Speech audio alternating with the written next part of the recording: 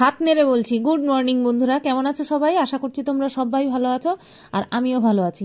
হাত নেড়ে কেন বললাম, কেন ডাইরেক্ট বললাম না, কারণ ওই অসহ্যকর আওয়াজটা হচ্ছে। আর সেই অসহ্যকর আওয়াজটা কোথার থেকে হচ্ছে? অবশ্যই চিমনি থেকে।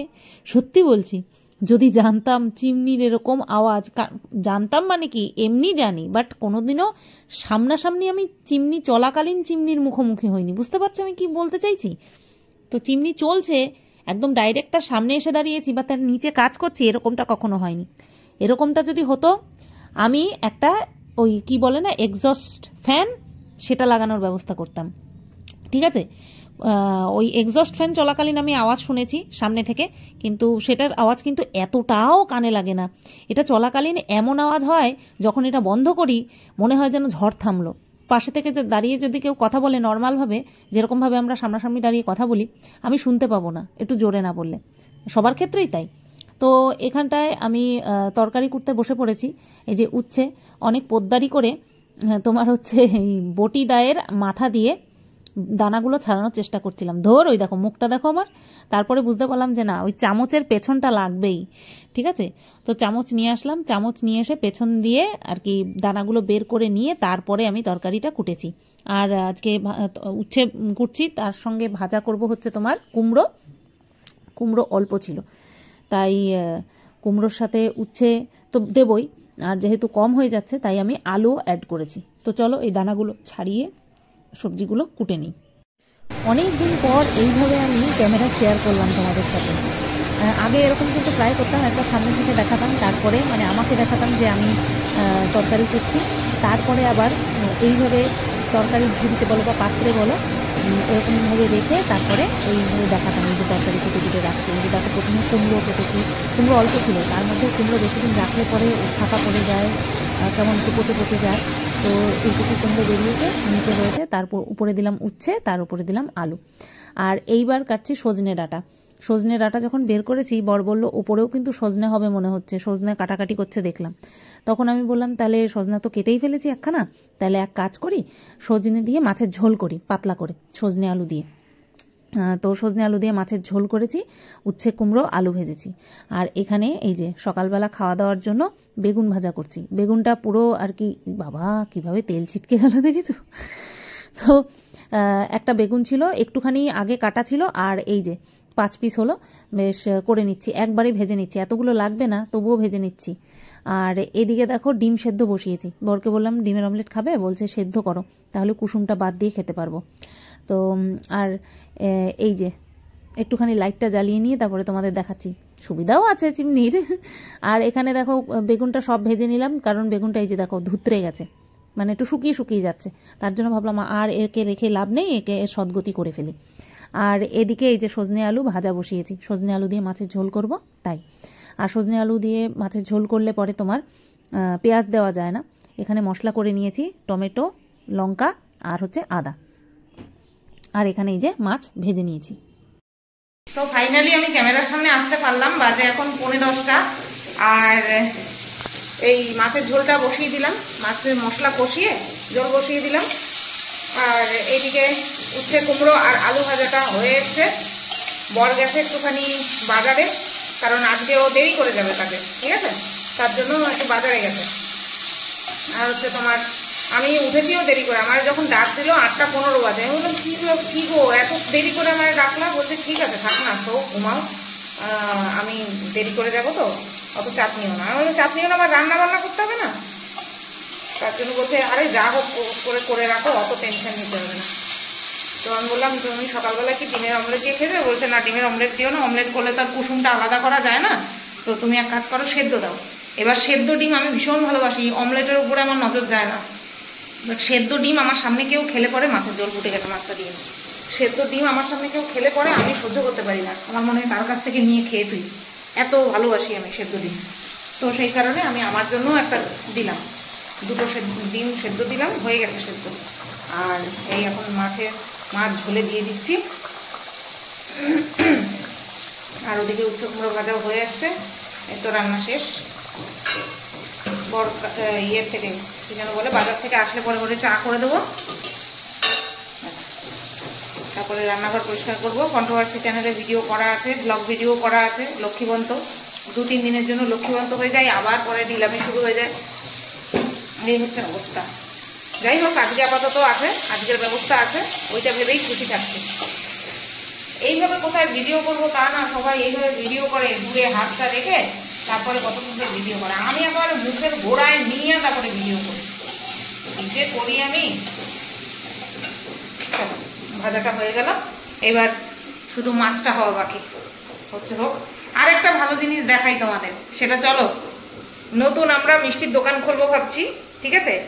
রয় মিষ্টান্ন ভাণ্ডার। নামটা কেমন হবে তোমরা সাজেস্ট করো।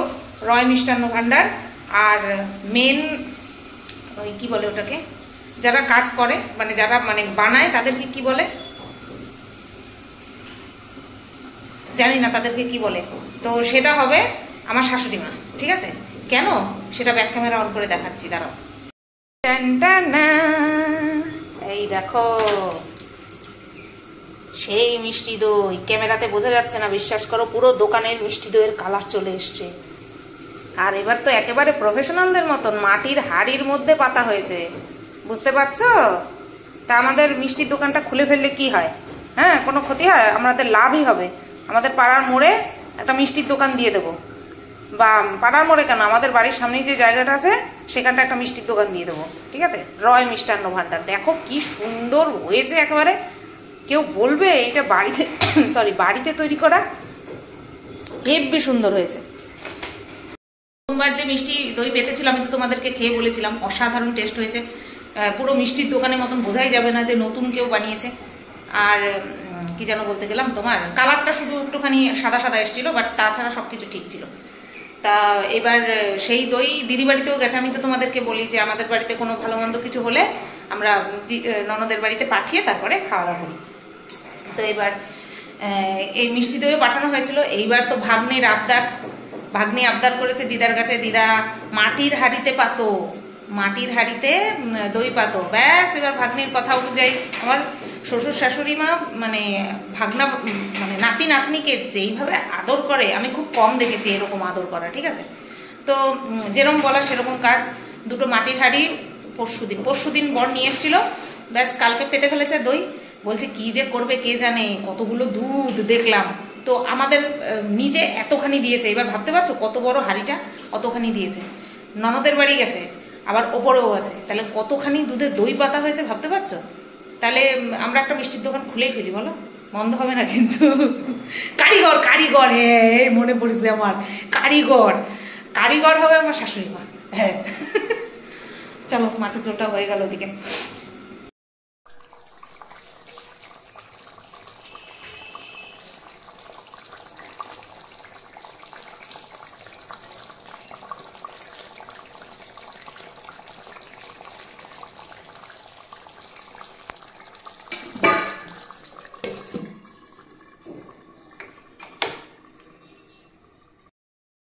মাছের ঝোল বলো বা যে কোনো ঝোল বলো, যখন টকবক করে ফোটে তখন সেটাকে ক্যামেরাবন্দি করতে এত ভালো লাগে।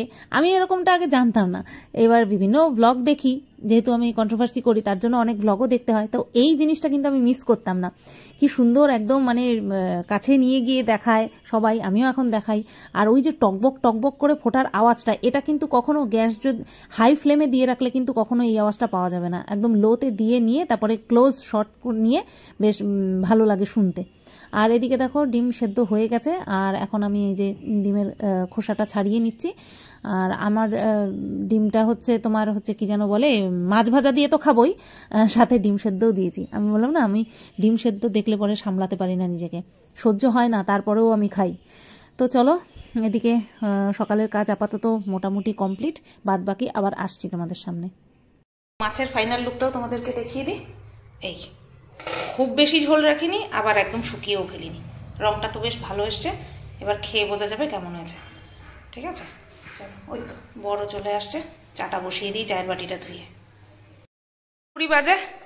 আর এদিকে দেখো রান্নাঘর সব পরিষ্কার করে নিয়ে বেরিয়ে গেলাম। চালটা ভেজাইনি, চালটা পরে ভেজাচ্ছি। এখানে দেখো আমি কপিল শর্মার শো দেখছিলাম আর রান্নাঘর পরিষ্কার করছিলাম। অনেক পুরনো আসলে দাঁড়াও বলছি, কি সুন্দর লাগছে ঐশ্বরিয়াকে, কি সুন্দর লাগছে। পুরনো শো কেন দেখায়? কারণ আমি ফেসবুকে এত ভিডিও দেখি, আমাকে আর রেকমেন্ড করে পারে না। প্রত্যেকদিন ফেসবুকে কত ভিডিও আপলোড দেবে, তো তার থেকে বেশি আমি দেখতে থাকি। আমি কাজ করছি, ফেসবুকে ভিডিও চলছে, এই সমস্ত ভিডিও চলছে আর কি। তো এই দেখতে দেখতে আমি ভিডিও করি, এই কাজ করি। তো চলো এবার টাইটেল থাম্বনেল বানিয়ে কন্ট্রোভার্সি চ্যানেলে ভিডিওটা পোস্ট করি আর বসি। আর কি, আজকে আর কোনো আপাতত কাজ নেই, সেই ভাত করা ছাড়া, স্নান করা ছাড়া। গুড ইভিনিং বন্ধুরা, 6:45 এখনো বাজে না, সন্ধে পুজো দিয়ে উঠলাম, চা করতে যাব। কানেরটাও পড়িনি এখনো, কানের না পড়েই সন্ধে পুজো দিলাম। যাই হোক, তো চলো যাই, চাটা খাই। পেটটা একটুখানি গন্ডগোল গন্ডগোল হচ্ছে, ঠিক আছে।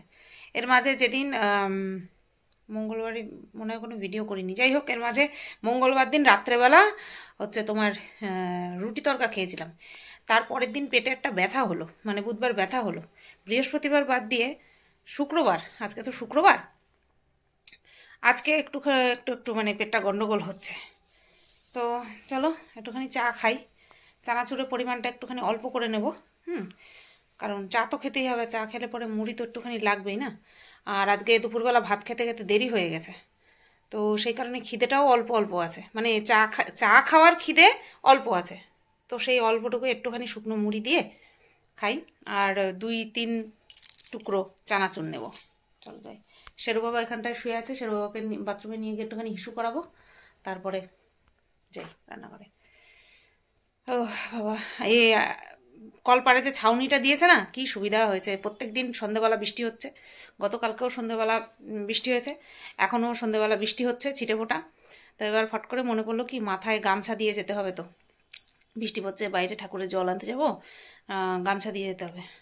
তাও ঠিক আছে, দেখি একটুখানি বৃষ্টি পড়বে এখানে মাথায়, এখন আর ফিরে আবার যাব না।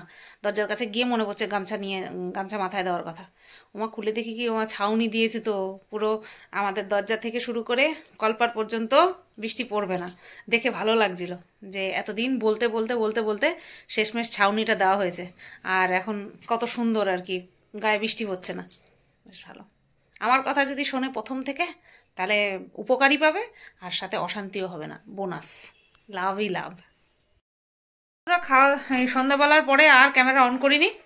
তো এখন বাজে হচ্ছে 12টা বাজতে 6 মিনিট মতন বাকি, ঠিক আছে। বর বাড়ি আসলো দেরি করে, 11:30টার সময় আসলো, কারণ যেহেতু গেছিলো দেরি করে তাই আসলো দেরি করে। এই ওর খাওয়া দাওয়া কমপ্লিট হলো, আর আমি আর শেরু খেয়ে নিয়েছিলাম আগে, কারণ ওই এত রাত্রে খেলে পরে আমার হজমের গন্ডগোল হবে, শেরুরও গন্ডগোল হবে, তাই আমরা দুজন আগে খেয়ে নিয়েছি। বরকে এইমাত্র খেতে দিলাম, দিয়ে বাসন কোসন মেজে জায়গা টায়গা মুছে, একটু জায়গা মুছে, তারপরে কালকের জন্য ভাতের জন্য চাল টাল ভিজিয়ে একদম তৈরি করে রেখে আসলাম। আর ও এখন ওই বাদাম ভেজাচ্ছে।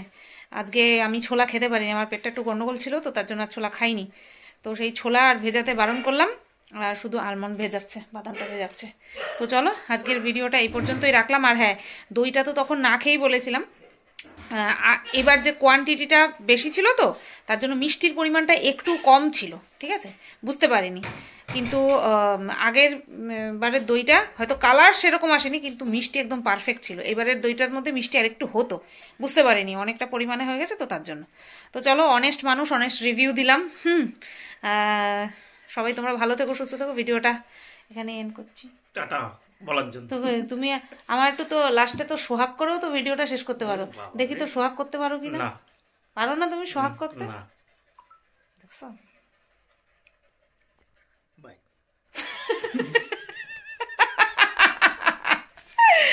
চলো টাটা।